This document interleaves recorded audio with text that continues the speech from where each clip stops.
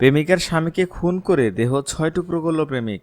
দর্শক, ঘটনাটি ঘটেছে এ সম্পর্কে বিস্তারিত থাকছে ভিডিওতে।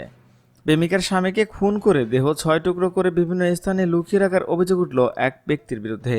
ঘটনাটি ঘটেছে ভারতের রাজস্থানে।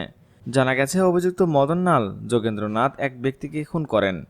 এরপরে মৃতদেহ একটি জঙ্গলে পুঁতে এলো। মাথা, হাত ও পা তার বাড়ির ১০০ মিটারের মধ্যে অবস্থিত এক বাগানে বিভিন্ন অংশে লুকিয়ে রাখেন গর্ত করে। এমনকি প্রমাণ সরাতে মরিয়া হয় মৃতদেহ যেখানে পোতা তার উপরে একটি আম গাছও লাগিয়েছিলেন তিনি। তবে শেষ পর্যন্ত পুলিশ সন্ধান পায় দেহটির।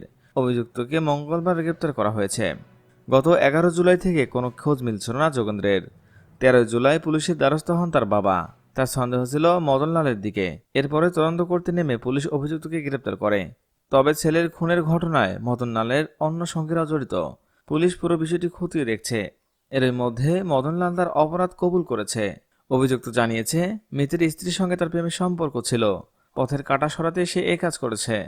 হত্যাকাণ্ডের বিস্তারিত বিবরণও সে দিয়েছেন পুলিশের কাছে।